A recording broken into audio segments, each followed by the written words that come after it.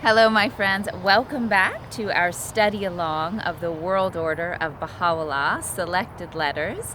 I'm filming this sort of old school style for myself. I used to travel a lot and film on the road in different locations, and I'm doing some holiday travel.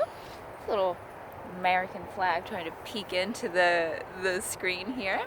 And so I hope I don't have too much ambient neighborhood noise here, but it's a beautiful day and I wanted to meet with you outside for this study along.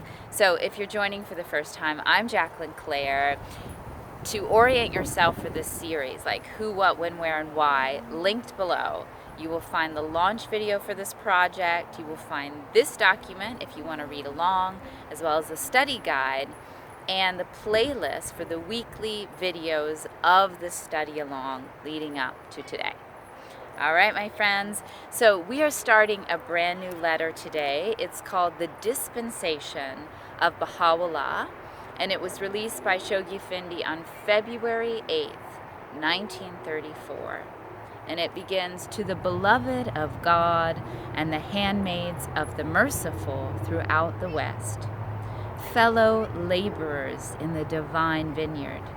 On the 23rd of May of this auspicious year, the Baha'i world will celebrate the 90th anniversary of the founding of the faith of Baha'u'llah.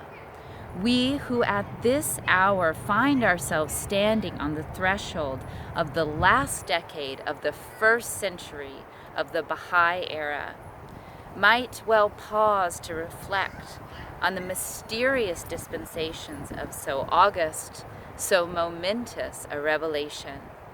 How vast, how entrancing the panorama which the revolution of 80 years and 10 unrolls before our eyes.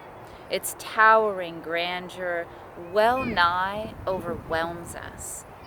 To merely contemplate this unique spectacle, to visualize, however dimly, the circumstances attending the birth and gradual unfoldment of this supreme theophany."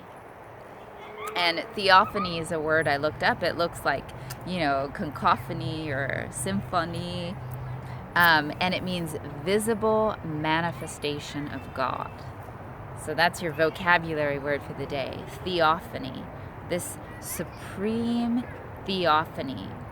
To recall even in their barest outline, the woeful struggles that proclaimed its rise and accelerated its march will suffice to convince every unbiased observer of those eternal truths that motivate its life and which must continue to impel it forward until it achieves its destined ascendancy.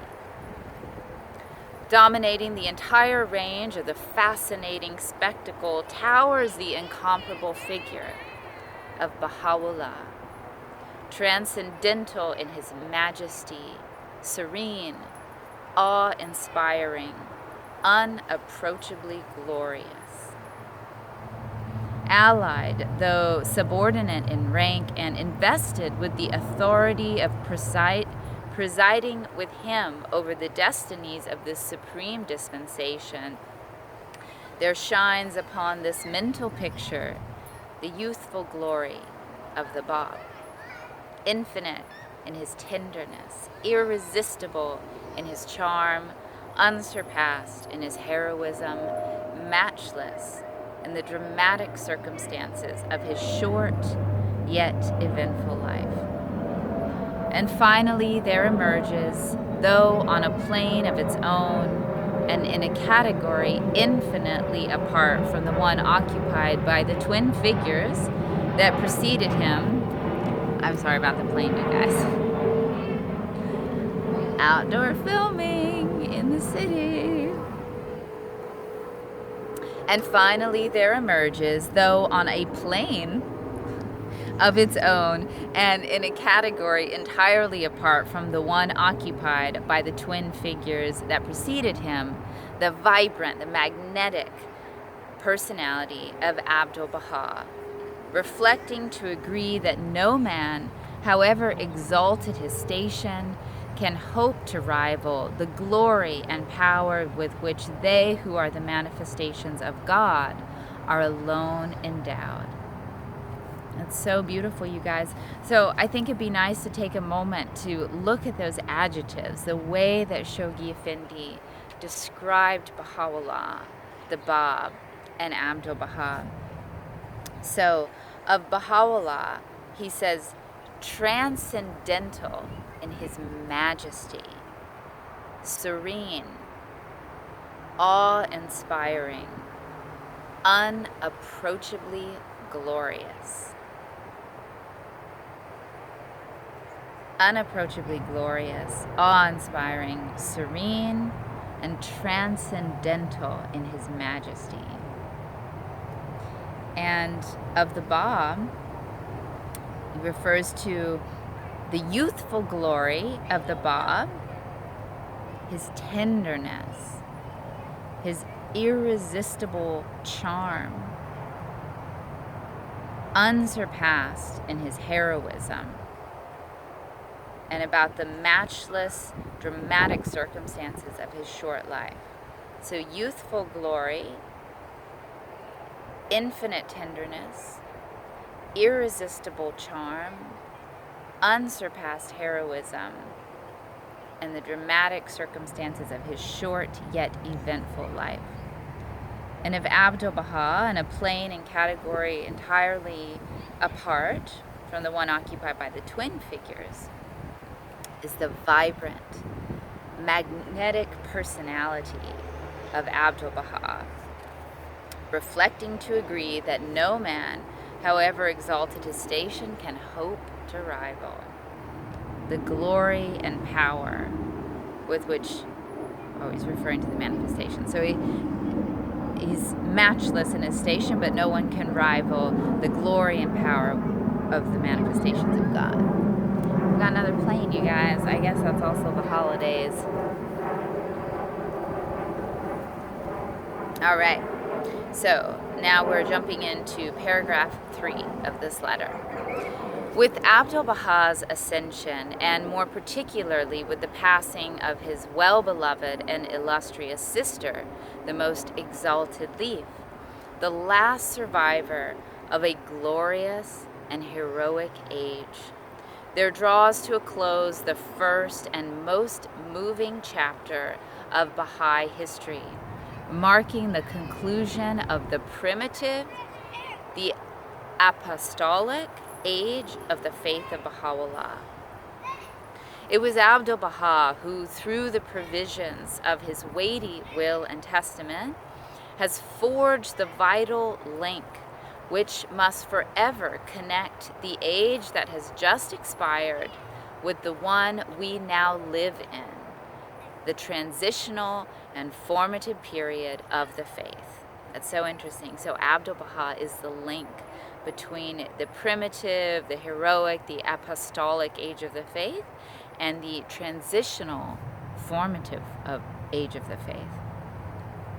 A stage, this one, that must in the fullness of time reach its blossom and yield its fruit in the exploits of triumphs that are to herald the golden age of the revelation of Baha'u'llah. Dearly beloved friends, the onrushing forces so miraculously released through the agency of two independent and swiftly successive manifestations are now under our very eyes, and through the care of the chosen stewards of a far-flung faith, being gradually mustered and disciplined. They are slowly crystallizing into institutions that will come to be regarded as the hallmark of and glory of the age we are called upon to establish, and by our deeds immortalize. Ooh, an age we are called upon to establish, and by our deeds immortalize. For upon our present day efforts, and above all upon the extent to which we survive to remodel our lives after the pattern of sublime heroism associated with those gone before us must depend the efficacy of the instruments we now fashion. Instruments that must erect the structure of that blissful commonwealth which must signalize the golden age of our faith.